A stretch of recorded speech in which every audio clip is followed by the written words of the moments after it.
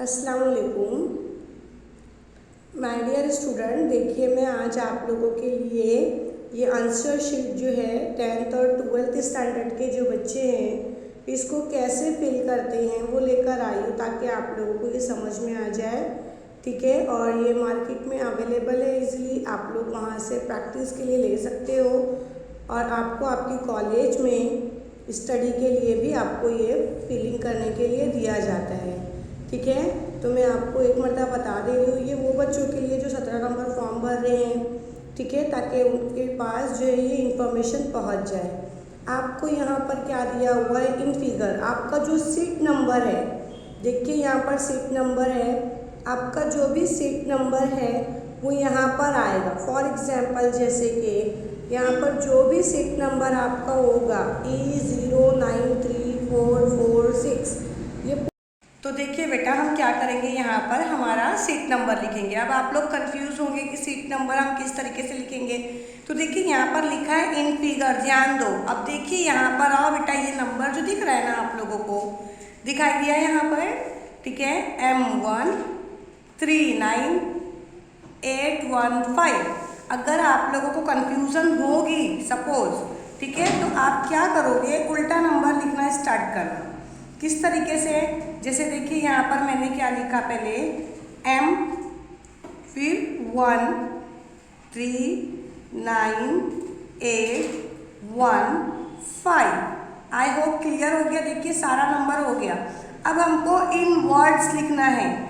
इन words के अंदर लिखने के लिए अब हमको क्या करना पड़ेगा, अब हमारे पास देखिए यहाँ पर ध्यान दो, सीट नंबर इन वर्ड क्या लिखा हुआ है वैसे, ठीक है। तो अब हमको क्या करना है, सीट नंबर हमारा यहाँ पर सेम एज इट इज ही कॉपी करेंगे, राइट। यहाँ से लेकर के पूरा आपको कॉपी करना है एंड तक का।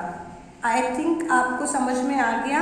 अब उसके बाद वाली स्टेप देखिए बेटा, ध्यान देना, यहाँ पर सिग्नेचर ऑफ कैंडिडेट, यहाँ पर आपकी सिग्नेचर आएगी। जो स्टूडेंट्स होते हैं उनकी सिग्नेचर आएगी यहाँ पे, ठीक है। और यहाँ पर आपके जो टीचर हैं, जो भी सुपरवाइजर के लिए आपके पास आए हैं, यहाँ पर उनकी सिग्नेचर आएगी। तो कंफ्यूज नहीं होना दोनों में। कैंडिडेट कौन है, आप है ना, क्लियर। और यहाँ पर सेंटर नंबर लिखा हुआ है। सारी चीज़ें आपको हॉल टिकट के अंदर दिख जाएगी। सेंटर नंबर के लिए देखिए यहाँ पर क्वेश्चन, ये जो अपना हॉल टिकट है इसके अंदर दिया हुआ है सेंटर नंबर कितना है, 1353। ये ऑलमोस्ट सेम होता है, लेकिन आप लोग देख 1353, राइट। इतना होने के बाद ये हमारा जो है फर्स्ट इंफॉर्मेशन कंप्लीट हो गई। चलिए अब हम आते हैं यहाँ पर, सब्जेक्ट है हमारा। अब देखिए सपोज अगर हमारा फर्स्ट पेपर इंग्लिश है, ओके, फर्स्ट पेपर हमारा क्या है, इंग्लिश है, तो सब्जेक्ट हमारा कौन सा है, इंग्लिश है, पेपर हमारा कौन सा है, इंग्लिश का है, ठीक है। और पेपर कौन सा है, 1 है कि 2 है, बस ऐसी बात है। इंग्लिश में तो 1 और 2 नहीं होता है। अगर यहाँ पर साइंस फर्स्ट साइंस सेकेंड होता तो फर्स्ट और सेकेंड आ सकता था, मैथ्स 1 मैथ्स 2 होता तो आ सकता था। दैट्स वाई हम यहाँ कुछ नहीं लिखेंगे, क्या लिखेंगे, डैश कर देंगे। क्लियर हुआ। अब उसके बाद आपको डेट डालना है, जिस तारीख को पेपर रहेगा वही तारीख आपको डालना है, ठीक है। तो आपकी जो भी डेट रहेगी वो डेट को, फॉर एग्जाम्पल जैसे 21 को 21/2/2024, इस तारीख को 2/24 यानी 21 तारीख के दिन आपका फर्स्ट पेपर इंग्लिश का 12th स्टैंडर्ड का, इसलिए आपने यहाँ पर लिखा।